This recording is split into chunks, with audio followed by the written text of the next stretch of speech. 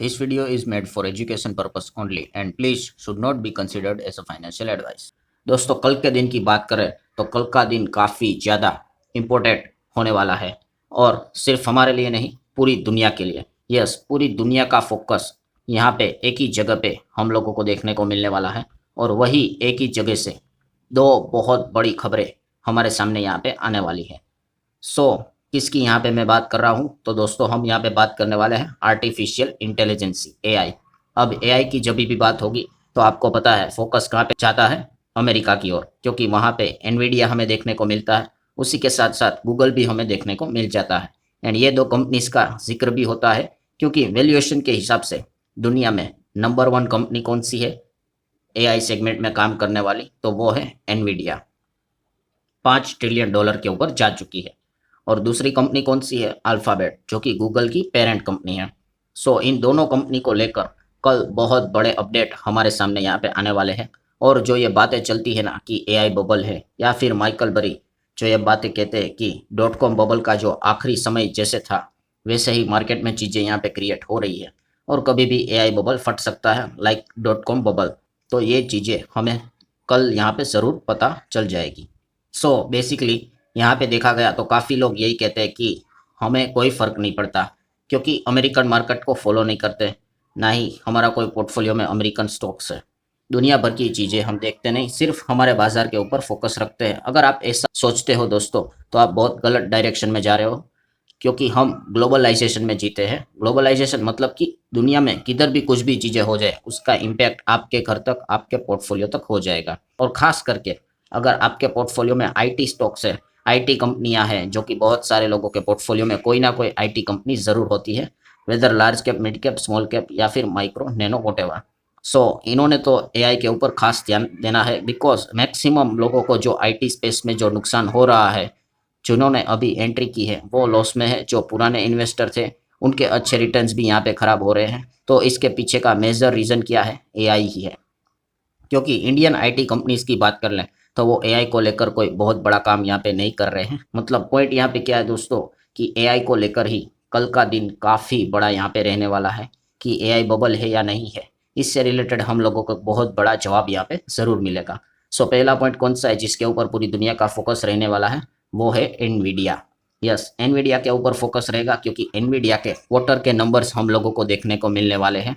और अगर हम एक्सपेक्टेशन की बात करें तो हमेशा वॉल स्ट्रीट, हमारा दलाल स्ट्रीट है वैसे अमेरिका का वॉल स्ट्रीट, वो हमेशा एक्सपेक्ट करते हैं ह्यूज नंबर्स, बहुत बड़े नंबर्स यहाँ पे आएंगे, बहुत बड़े नंबर्स यहाँ पे आएंगे।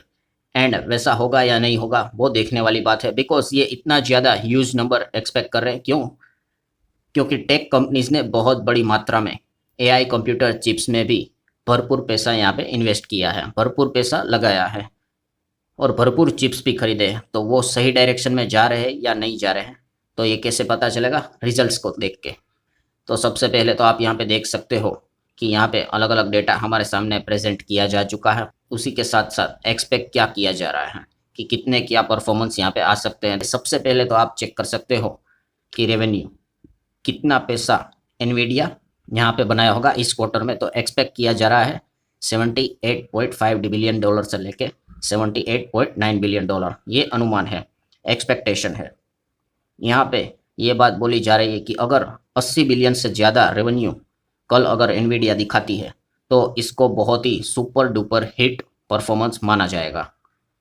एक साल पहले की अगर मैं बात करूँ तो ये फिगर कितना था, लगभग $44 बिलियन। मतलब नॉट एग्जैक्टली डबल बट आप कह सकते हो नियर बाय डबल के आसपास यहाँ पे एक्सपेक्टेशन किए जा रहे हैं कि इतना अच्छा परफॉर्मेंस यहाँ पे हो सकता है। लेट्स सी होता है या नहीं होता है। देन सेकेंड जो चीज़ के ऊपर फोकस रहता है वो रहता है एआई एंड डेटा सेंटर, उससे रिलेटेड कमाई, जो कि आपको पता है एनवीडिया का पूरा जो पैसा है वो उसमें ही इसी का है, सबसे बड़ा योगदान रहता है। 78 में से आप देख सकते हो 73 एआई डेटा सेंटर चिप से ही आता है। सो वो कितना अनुमान किया जा रहा है, 73.1 बिलियन से $73.3 बिलियन। अगर यहाँ पे ये फिगर एआई डेटा सेंटर का $75 बिलियन को क्रॉस करता है तो ये सबसे कमाल के नंबर्स माने जाएंगे। पहले क्या था 80, देन एआई डेटा सेंटर से 75, तो बेस्ट नंबर माने जाएंगे। एक साल पहले ये कितना था, 40 के आसपास था। 40 के आसपास था, 39 के आसपास। तो आप देख सकते हो 75 एक्सपेक्ट किया जा रहा है। देन वीडियो गेमिंग की बात करें तो ये तो ठीक है, $3.5 बिलियन। तो यहाँ पे तो कोई एक्सपेक्टेशन खास है भी नहीं। देन पीपीएस, प्रॉफिट पर शेयर या ईपीएस, अर्निंग पर शेयर की बात करें, 1.75 से लेके $1.77 पर शेयर के हिसाब से एक्सपेक्टेशन किया जा रहा है। अगर ये ईपीएस $1.82 यहाँ पे आया तो बाजार जबरदस्त मानेगा, कि मतलब बोलते हैं ना कि out of the box number. तो ये चीज़ें फिलहाल तो देखने को मिल रही। देन प्रॉफिट मार्जिन की बात कर लें तो 74.5 से लेके 75 का एक्सपेक्टेशन है। एंड देन सबसे इंपॉर्टेंट चीज़ की भाई, अगर करंट नंबर तो अच्छे दिखा दो, बट जैसे कि आपको पता है कि करंट लेवल के साथ साथ मार्केट क्या रहता है, जैसे मैंने पहले भी बताया कि शेयर बाजार का दूसरा नाम है फ्यूचर मार्केट। सो अगले क्वार्टर का प्रेडिक्शन क्या रहेगा कि आने वाले समय में वो कितना कमाएंगे, तो इसका बेसिक अनुमान लगाया जा रहा है कि 85 से $87 बिलियन। बट अगर कंपनी ने खुद से ही बोल दिया कि नहीं, हम तो $90 बिलियन तक भी जा सकते हैं, तो बाजार मतलब लिटरली यहाँ पे एआई स्टॉक्स में धमाका करवा देगा। तो ये सारी चीज़ें इफ बट वाली है, जैसे मैंने आप लोगों को बताया कि सो मतलब कुल मिला के स्टोरी क्या है कि एनवीडिया अब आने वाले यहाँ पे नेक्स्ट 1-2 दिन काफ़ी ज़्यादा फोकस में रहने वाला। आप यहाँ पे चेक भी कर सकते हो, पिछले एक साल में एनवीडिया ने लगभग 64% के आसपास के रिटर्न दिए हैं। लिटरली ये मतलब बोलते ना, लार्ज कैप नहीं, मेगा कैप जितना बोल सकते हो कैप, उतना कैप, $5 ट्रिलियन के आसपास इसका मार्केट कैप हमें देखने को मिल जाता है। जस्ट इमेजिन, इतनी बड़ी ये कंपनी देखने को मिल जाती है।